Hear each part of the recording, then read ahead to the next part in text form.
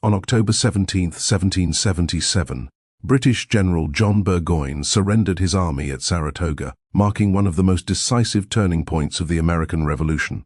The surrender followed his crushing defeat in the Second Battle of Saratoga, a loss that shattered Britain's campaign to divide the rebellious colonies.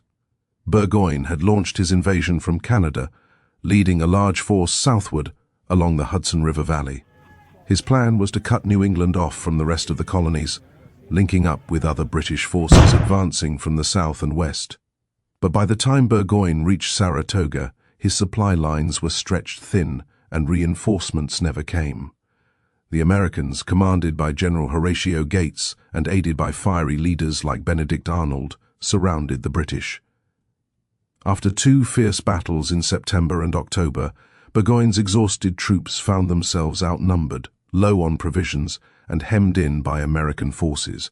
Realizing his position was hopeless, Burgoyne agreed to surrender nearly 6,000 men to the Continental Army.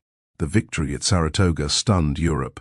It was the first major defeat of a British field army and proved that the American cause could succeed. The triumph convinced France to formally enter the war as an American ally, bringing money, troops, and a navy that would ultimately tip the balance of power. Burgoyne's surrender at Saratoga became a defining moment in the Revolution, not just a battlefield victory, but a diplomatic breakthrough. It transformed a colonial rebellion into an international conflict and marked the beginning of the end for British hopes of crushing American independence.